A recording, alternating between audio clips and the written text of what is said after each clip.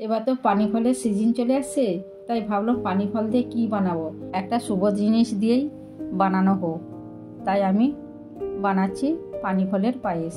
এভাবে আমি খোসাগুলো মুঠি দিয়ে সুন্দর করে ছাড়িয়ে নিচ্ছি। ছাড়িয়ে একটা বাটিতে জল রেখেছি, জলে দিয়ে দিলাম, ধোয়াও হয়ে যাবে আর উপরের কষটাও বেরিয়ে যাবে। এভাবে আমি সবগুলোই ছাড়িয়ে নিয়েছি। তারপর আমি একটি গ্রেটারের সাহায্যে গ্রেট করে নেব। এভাবে আমি সবগুলোই গ্রেট করে নিয়েছি। আমার ভিডিওটি প্রথম থেকে শেষ পর্যন্ত দেখার জন্য অনুরোধ রইল। এবার চলে গেলাম কড়াইতে দিয়ে দিলাম 2 চামচ ঘি। এটা ঘি দিয়েই করবেন, গন্ধটা সুন্দর আসে। এবার আমি দিয়ে দিলাম সেই গ্রেট করা পানি ফলটা দিয়ে আমি ভালো করে নেড়ে নিয়ে ভেজে নিব।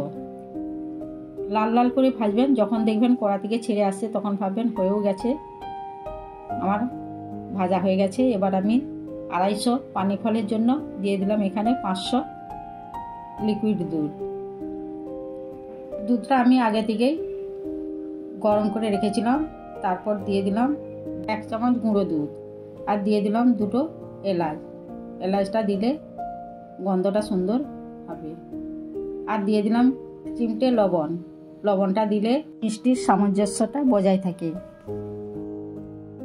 এরপর আমি দিয়ে দিলাম খেজুর গুড় দিয়ে এটা করবেন, খুবই সুন্দর হয়। আর রাঁধতে এত সুগন্ধ উঠে মনে হবে এক্ষুনি খেয়ে নিই। তারপর উপর থেকে দিয়ে দিলাম কাজু বাদামগুলো আমি ভেঙে রেখেছিলাম, দিয়ে দিলাম।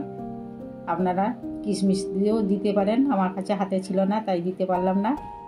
নতুন বন্ধুদের জন্য রইল সাবস্ক্রাইব করা অনুরোধ, আর পুরনো বন্ধুদের জন্য রইল ভালোবাসা। এই পায়েসটা আপনারা 1 মুঠো গোবিন্দভোগ চাল দিয়েও করতে পারেন, আরও সুন্দর হবে পায়েসটা। বাড়িতে কোনো অতিথি আসলে অবশ্যই এই নতুন ধরনের পায়েসটি করে খাওয়াবেন, কথা দিচ্ছি প্রশংসা পাবেনই। আমার ভিডিওটা ভালো লাগলে লাইক কমেন্ট শেয়ার করবেন। সুস্থ থাকুন, ভালো থাকুন, দেখা হচ্ছে পরের ভিডিওতে।